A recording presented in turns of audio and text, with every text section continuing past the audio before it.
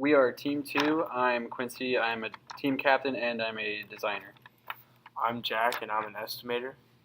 I'm Bader and I'm a designer. So starting off, I just designed a standard 7'6" by 7'6" shed with proper framing techniques, with 2x4 lumber and pieces of OSB. And then after that, I calculated the price. It came out to be a little over $200, and depending on the quality of the material you use, it could be even a lot more. So I started coming up with designs for walls and roofs that could be framed with a different technique. So I came up with a couple designs which are all really similar.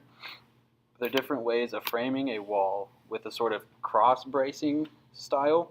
So I only have to use 6 pieces of 6 2x4s, and instead of the standard 8 or more for a normal wall. And so the price was lowered significantly up to 33% or more.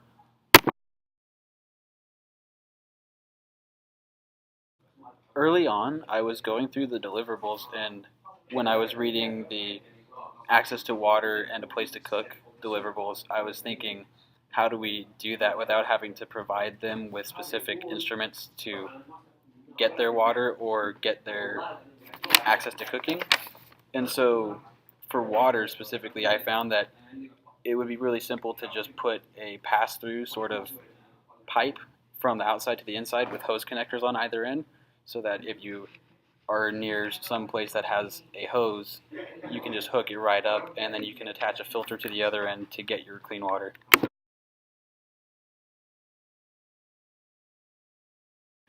Alright, so for the siding and the roofing, the total wall area for the exterior will be 210 square feet, and we're going to cover that with white dry mixed plaster, as well as there's 3 options of corrugated steel, steel lathe, and chicken wire. And the chicken wire is the cheapest after coming out to about $98 after all the math. And then the steel lathe is a little bit more expensive at $177 after the dry mixed plaster added. And we have 2 options for the corrugated steel. We could have it with the roof or without the roof. It's obviously going to be cheaper without the roof. It's going to be about $333 with the roof, which is too expensive. And it's going to be $405 with the roof, which is also $100 over our budget without even adding anything else besides the corrugated steel. So the reasonable options would be steel lathe or chicken wire.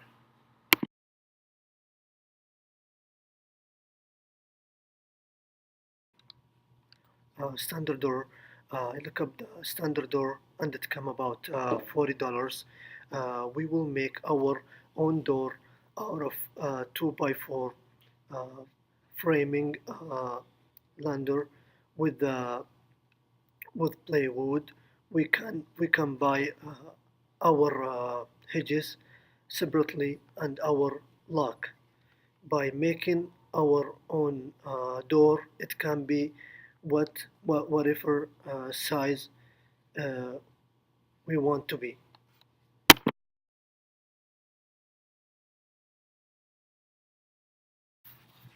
Jack and myself spent a lot of time at the Dakota Eco Garden doing volunteer hours for CM7, and so on top of our field trip, we actually had a lot of experience with the egg house that they built there, and over time the design sort of grew on us, and it gave us a really good idea for doing siding that Jack's been taking care of.